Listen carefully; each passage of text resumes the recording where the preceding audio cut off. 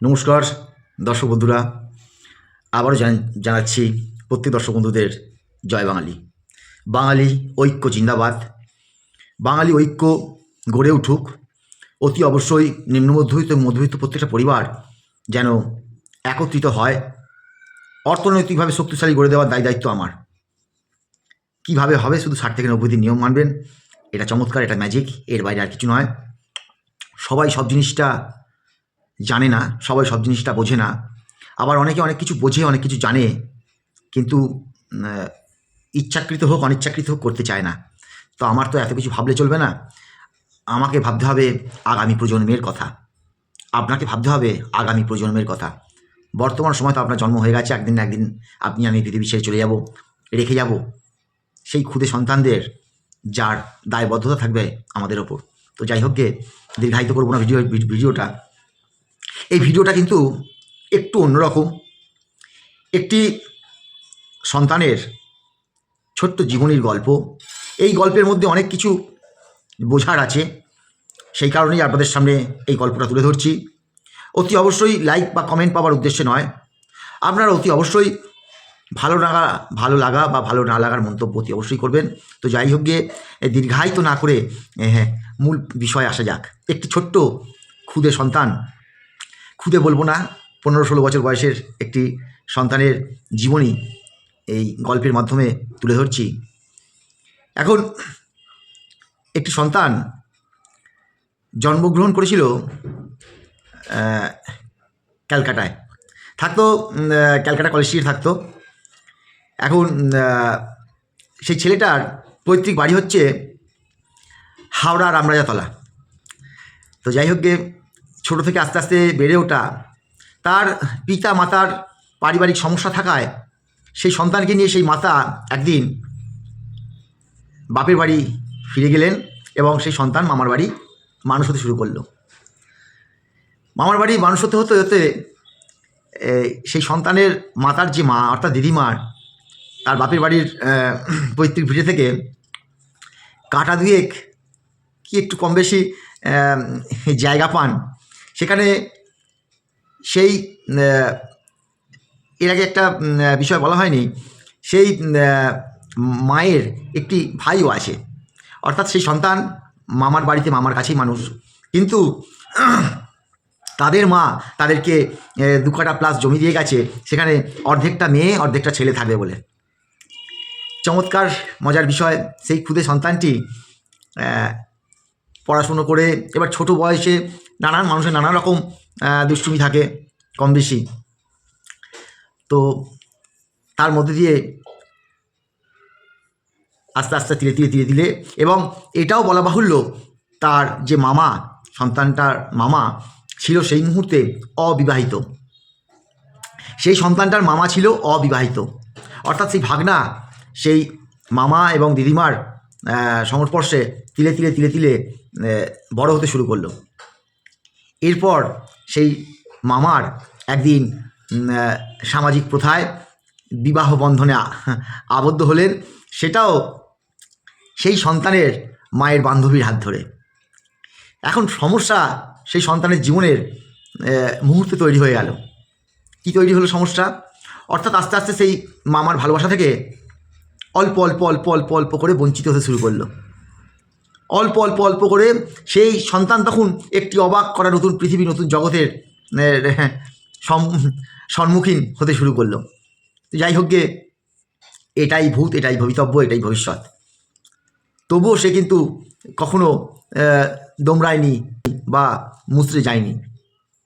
সেই সন্তান আস্তে আস্তে আস্তে আস্তে পড়াশোনার মাধ্যমে যখন বড় হতে শুরু করলো, তার দিদিমা, এটাও বলা আপনাদের দরকার, তার দিদিমা তাকে সন্তানের চেয়েও বেশি আদর যত্ন করে, মানে বুকে আগলে রেখে সেই সন্তানকে দেখাশোনা করতো। এতটাই সেই সন্তান প্রিয় ছিল।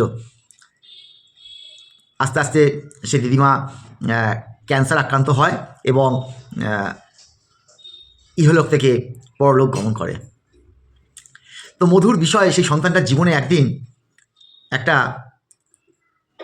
আনন্দের সঙ্গে বড় হতে হতে একটি দুঃখের সিচুয়েশান সেই সন্তানের তৈরি হলো।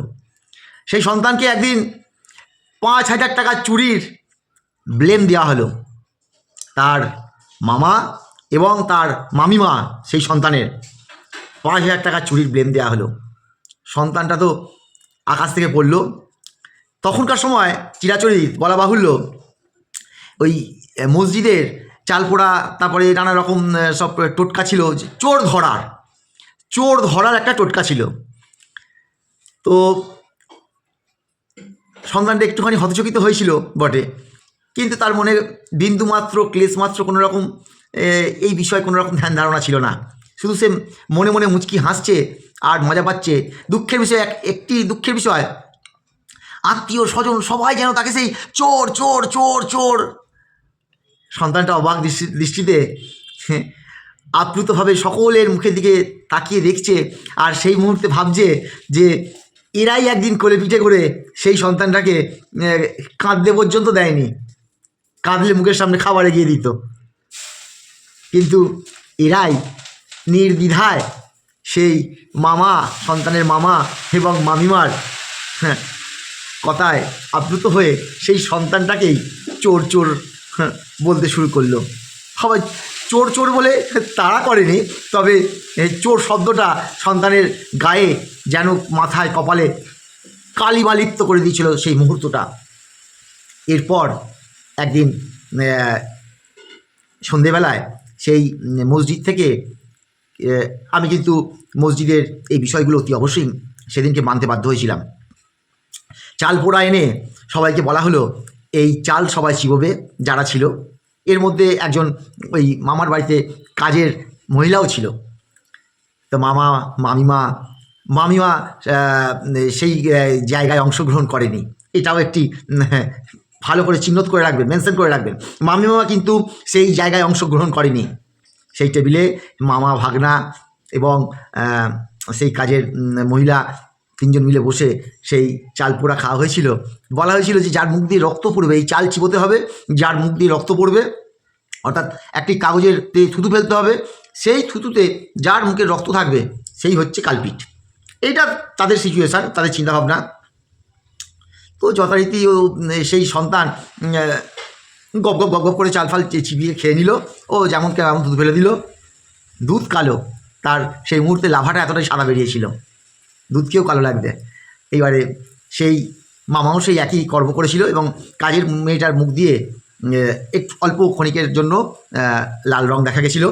এখন ঘটনাচক্রে সেই মুহূর্তে বুঝতাম না, সেই মুহূর্তে সেই সন্তান জানতো না যে অনেকের মুখে পাইরিয়া না মাড়িতে সমস্যা থাকতে পারে, যাতে শক্ত জিনিস চিবুলে হয়তো ব্লাড আসতে পারে। কিন্তু ঘটনার বিষয়ে কিন্তু সেদিকে চক্রান্ত হয়েছিল। কি চক্রান্ত হয়েছিল জানেন সেই সন্তানের সঙ্গে? ওই যে 2 কাঠা সামথিং যে জায়গা, ওই জায়গাটার অর্ধেক যে তার মামার এবং মামিমা বসবাস করছে, আর অর্ধেকটা তার বোনের রয়েছে। সেই সন্তানকে যদি এই বাড়ি থেকে বের করে দেওয়া যেতে পারে কোনো প্রকারে, তাহলে পুরো জমিটা, মানে সেই সন্তানটা তখন জানতো না জমি জিনিসটা কি, ঘর থাকতে হয়। তার বয়স 15-16 বছর বয়স, কি জমি জমা এইসব নিয়ে সে ভাববে, তার ভাবনার কিছু নেই। তো সেই সন্তানটাকে ওই জায়গাটা ক্রোক করার জন্য সেই সন্তানটাকে মিথ্যা অপবাদ দেওয়া হলো। কি না, পরের দিনকে সেই যে কাজের মেয়েটার পরিবারের লোকজন এসে সেই সন্তানের মামাকে চমকেছিল ধমকেছিল বলে তার মা এসে বলল যে তোর জন্য আমার ভাইকে কথা শুনতে হচ্ছে, আমার ভাইয়ের গায়ে রাস্তার লোক এসে হাত দিচ্ছে, অর্থাৎ তুই নিজের খাবি, নিজের পড়বি, নিজের থাকবি। বলা বাহুল্য সেই সন্তানটা কিন্তু বাবা তারকনাথের ডোর ধরা সন্তান। বাবা তারকনাথ সতের প্রতীক, সত্যের প্রতীক, অন্যায়ের সঙ্গে কখনোই আপোস করেনি। জীবনে চলতে গেলে অনেক সময় আগুন, জল ঝাপটা সব কিছু আসে, বিভিন্ন সময় বিভিন্ন পরিস্থিতি বিভিন্ন রকমভাবে সেগুলো পেরিয়ে যেতে হয়। জীবন সংগ্রামে সেই সন্তান হয়তো সেই কর্মগুলো করেছিল, কিন্তু কখনো অসতের সঙ্গে হাত মেলায়নি, সতের প্রতীক। তো সেই জায়গায় সেই দিনটা ছিল জগদ্ধাত্রী পুজোর অষ্টমীর দিন, 90-এর দশক, 93 কি 94 সাল হবে যে সময়কার সেই সন্তানের গল্প বলছি আপনাদের সামনে। তো এই 93-94 সালে সেই সন্তান মাতৃহারা হলো প্রথম। অর্থাৎ তার মা বলল যে তার মা তাকে বললো, গল্পটা কেমন লাগছে বন্ধুরা, তার মা তাকে বলল যে তুই তো নিজের খাবি, নিজের পড়বি, নিজের থাকবি। বন্ধুরা, সেদিন থেকে সেই সন্তান একা একা নিজে খেতে নিজে পড়তে শুরু করলো, অন্যের কাছে কর্মরত হয়ে। অর্থাৎ পড়াশুনো সেই সন্তানের বেশি দূর হয়নি। সেই সন্তানকে মধ্যিখানে তার মা অতি অবশ্যই একটি হোস্টেলে, অনাথ আশ্রমে রেখে এসেছিল, কিন্তু সেখানেও বছর দুয়েক বাদে সেই সন্তান ফিরে চলে আসে। অর্থাৎ পড়াশুনো তার হয়নি। এরপর কর্মজীবনের সঙ্গে মেলবন্ধন হয় সেই সন্তানের। জন্মের পর থেকে এই রকম বিভীষিকাময় জীবন সেই সন্তান দেখেছে, আজকে গল্পের মাধ্যমে সেই সন্তান তুলে ধরছে। তো এইটা চলছিল, সেই সন্তান বিভিন্ন জায়গায় কাজ করছিল, নিজের খেটে নিজে জীবনযাপন করছিল। আর সেই যে এই অর্ধেক জায়গা ছিল, সেই অর্ধেক জায়গার একটি ধারে একটি টালির চালা ঘর করে, বাঁশের দরমার ঘর করে একা একা থাকতে শুরু করলো। অর্থাৎ জীবনে একা একা পথ চলা তার শুরু হলো 90-এর দশক থেকে। এরপর ছেলেটি একদিন গেল বাইরে কাজে। সে বিভিন্ন রকম কাজ করতো, সেই কাজের সুবাদে বাইরে কাজে গেল। সে কাজ থেকে এসে দেখলো তার ঘরদোর ভেঙে পরিষ্কার করে দিয়েছে, তার থাকার জায়গা নেই। অর্থাৎ আস্তে আস্তে আস্তে প্রতিদিন নানা রকম চিন্তাভাবনার মাধ্যমে তার মামা এবং মামিমা এই সূক্ষ্ম বুদ্ধির মাধ্যমে যে সেই ঘরটা ভেঙে দিলে সে তো থাকতে পারবে না, সে বাড়ির বাইরেই চলে যাবে। সেই 90-এর দশকে সেই সন্তান হলো গৃহহারা। অর্থাৎ 90-এর দশকে সেই সন্তানই হয়েছিল মাতৃহারা, 90-এর দশকেই সেই সন্তান হয়েছিল গৃহহারা। তো যাই হোক গে, সেই সন্তান কিন্তু বাইরে কোথাও যায়নি। সেই সন্তান পাড়াঘরে এর তার বাড়িতে শুয়েই কিন্তু তার জীবনযাপন করছিল আনন্দের সঙ্গে। এরপর একদিন যা হলো সেটা হচ্ছে,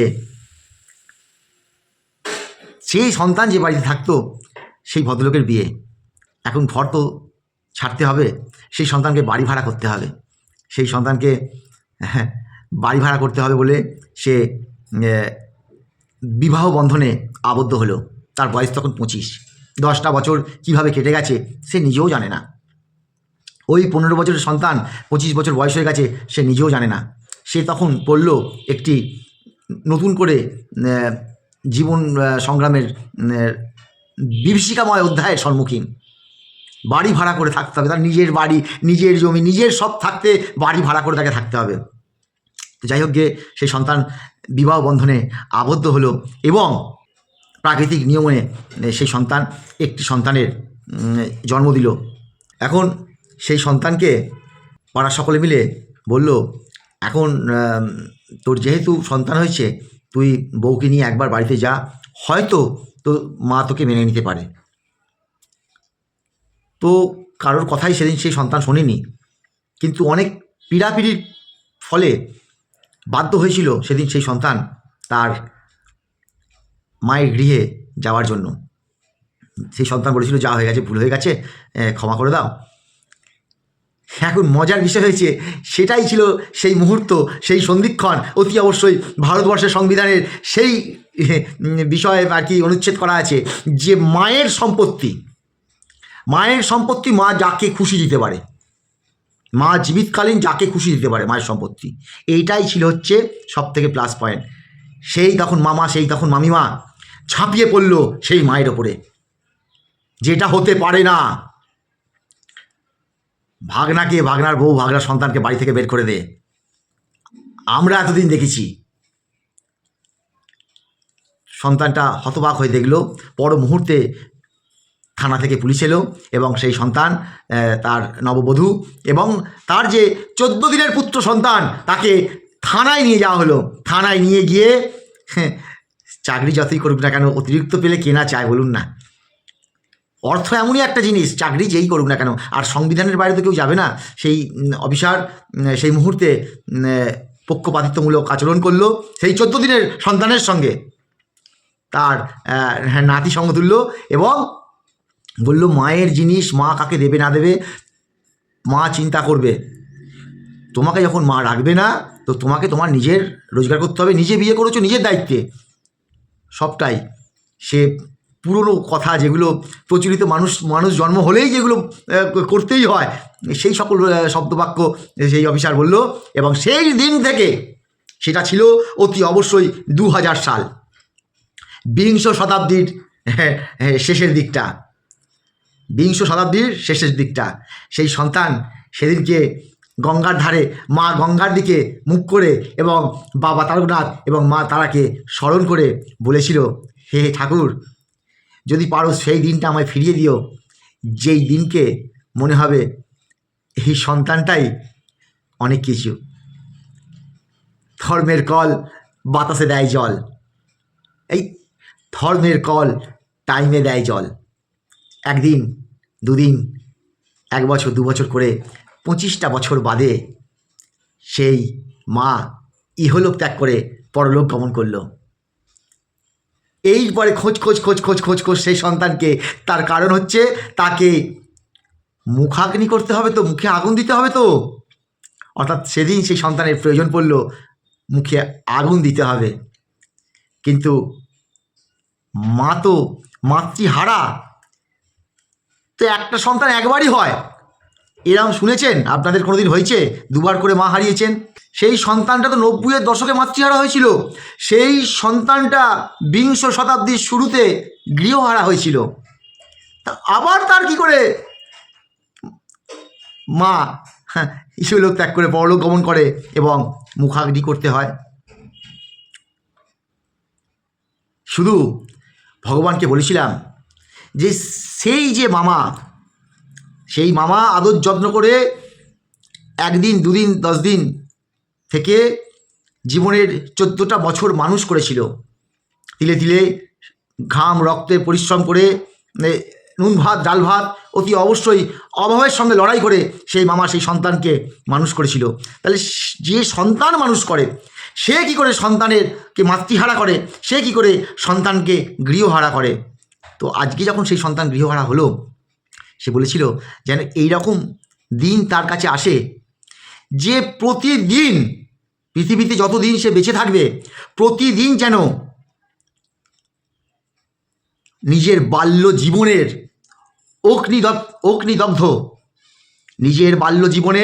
অগ্নিদগ্ধ মুহূর্ত সে যেন প্রতি মুহূর্তে খুঁজে পায়, সেই ঈশ্বরকে বলেছিল। এবং সেই মাতা যখন ইহলোক থেকে পরলোক গমন করেছিল, সেই সময় সেই ভাগনাকে খোঁজ, কেন ভাগনাকে মুখাগ্নি করতে হবে। কিন্তু ভাগনার তো একবার মাতৃহারা হয়েছে, মা তো সবাইকার একটা করে, আবার কবার মাতৃহারা হয় একটা মানুষ? কিন্তু ভগবানের এমন জ্ঞানাকল, সেই মামাকে সেই দিদির মুখে আগুন দিতে হয়েছে। আর সেই সন্তান সেই গল্পে বলে গেছে যে সেটা দিদির মুখে আগুন দেয়নি, সে আগুন দিয়েছে সে তার নিজের বাল্য জীবনে। অর্থাৎ এই পৃথিবীতে সে যতদিন বেঁচে থাকবে, তার কাছে থাকবে সেই সম্পত্তি, অর্থ সব থাকবে না তার বাল্য জীবন। সে মৃত্যুর শেষ দিন পর্যন্ত যে দিদির সঙ্গে একসঙ্গে ছোটবেলা থেকে খেলে ধুলে বড় হয়েছিল, যে দিদির সঙ্গে ছোট বয়স থেকে একসঙ্গে খেলাধুলো করে বড় হয়েছিল, সেই দিদির যখন মুখে আগুন দেবে, সে তখন বারে বারে চিন্তা করবে নিজের বাল্য জীবনের কথা। সেও একদিন কিন্তু ওই দিদির সঙ্গে কিন্তু খেলা করেছিল, পড়াশুনো করেছিল। অর্থাৎ ওই দিদির মধ্যেই কিন্তু সেই মামারও বাল্য জীবন কিন্তু লুকিয়ে আছে। আর সেই মামাই সেই দিদির মুখাগ্নি করেছে, সেই দিদি মরেনি, মরেছে তার বাল্য জীবন। এবং সেই মামা পৃথিবীতে যতদিন বেঁচে থাকবে, সে প্রতিদিন কিন্তু মরবে তার বাল্য জীবন। ঈশ্বরের কাছে প্রার্থনা করব সেই সন্তানের মামার যেন দীর্ঘ আয়ু হয়, সে যেন পৃথিবীতে বেশি দিন বেঁচে থাকতে পারে। অর্থাৎ অর্থ আর সম্পত্তি যদি শেষ কথা হতো, পৃথিবীতে মানুষের প্রয়োজন পড়তো না। আজকে সেই সন্তান, তাকে ঈশ্বর সব কিছু দিয়েছে। আজকে সেই সন্তান সমাজের 10 জন মানুষকে 10 দিন দেখার ক্ষমতা রাখে। তো যাই হোক গে বন্ধুরা, এটি একটি মাতৃহারা সন্তানের গল্প। সেই সন্তান কিন্তু সে তার মায়ের মুখে আগুন দিতে যায়নি। এটা ঠিক করেছে না ভুল করেছে, যদি আপনারা প্রয়োজন মনে করেন অতি অবশ্যই কমেন্টে জানাবেন।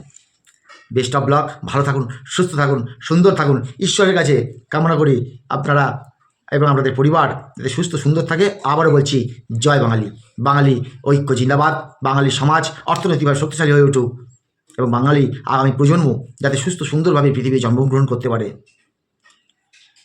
আবার বলছি, জয় হিন্দ, বন্দে মাতারাম, ভারত মাতা কি জয়, জয় গুরু বামদেব বাবার জয়, জয় মা তারা, জয় বাবা তারকনাথ।